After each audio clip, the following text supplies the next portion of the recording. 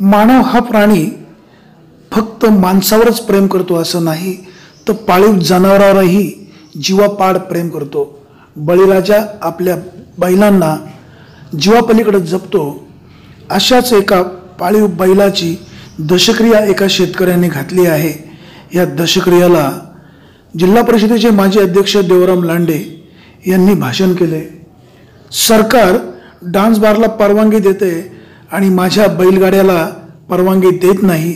बळीराजाचा आवडता छंद बैलगाडा शर्यत, मात्र या शर्यतीला हे सरकार परवानगी देत नसेल तर म्हणायचं तरी काय, अशी खंत लांडे यांनी व्यक्त केली आहे। ब्युरो रिपोर्ट, विघ्नर टाइम्स। बैलाची आपण दक्षिणा घातली, या ठिकाणी अन्नदान होणार आहे, जेवण होणार आहे, प्रवचन झालं, पाहुणे मंडळी आलेत। अरे किती मोठा अभिमान आहे, किती मोठा अभिमान आहे।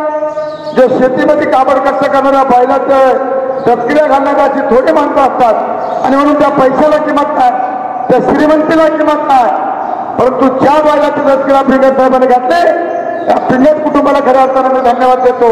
आणि माझ्यासारख्या कार्यकर्त्याला या ठिकाणी फक्त मला फोन केला, त्यांच्या फोनवर मी पिंगट साहेबांच्या या ठिकाणी आलो, तुमचं मला दर्शन झालं, शेतकऱ्यांचं दर्शन झालं, मानवाचं दर्शन झालं, हे मी माझं भाग्य समजतो। आणि या पैठाण्या बैलाला, या पैठाण्या बैलासारखे मुख्य जनावर जन्माला यावं आणि बैलगाडी लवकर चालू व्हावं अशा प्रकारची अपेक्षा या ठिकाणी मी खऱ्या अर्थाने व्यक्त करतो। मी परवाला सुद्धा टीव्हीला बोललोय का डान्सबार चालू होतात, या राज्य शासनाला मी टीव्हीला बोललो का जर डान्सबार चालू होतात तर बैलगाडी का चालू होत नाही। या मूर्ख सरकारला मी सांगितलंय का तुम्हाला डान्सबार चालू करता येतात, तुम्हाला बैलगाडी चालू करता येत नाही। अशा प्रकारची खंत मी खऱ्या अर्थानं व्यक्त केले जानकर मंत्र्याच्या समोर। मंत्र्याला बोलणारा, सगळ्यांना बोलणारा एकमेव मी कार्यकर्ता आहे देवराम लांडे। आणि लवकरात लवकर या सरकारने गाडे चालू करावेत, शेतकऱ्यांचं मनाचं समाधान करावं अशा प्रकारच्या भावपूर्ण श्रद्धांजली मी या पैठाण्या बैलाला सर्वांच्या वतीनं करतो। महाराजांनी या ठिकाणी बैठक करतील अशा या पैठाण्या बैलाला मी भावपूर्ण श्रद्धांजली अर्पण करतो।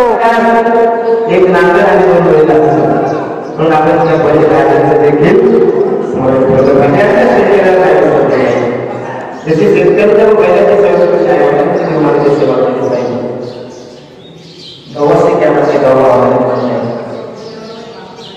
काय असतात